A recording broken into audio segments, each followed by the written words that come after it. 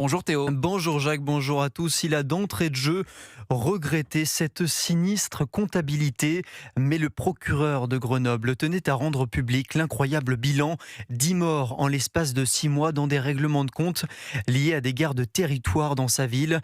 La dernière fusillade mardi soir a fait un mort, 4 blessés.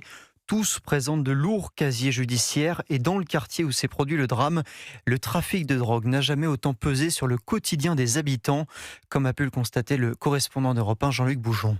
Quartier Mistral, hier midi, quelques heures seulement après la fusillade, des jeunes à trottinette terrorisent les journalistes présents, mais aussi les habitants qui auraient la mauvaise idée de vouloir leur parler, comme ces deux femmes qui refusent de répondre à mes questions. On peut pas. En fait, ils voient que dedans, on interview, ils foutent le feu au quartier, c'est fini.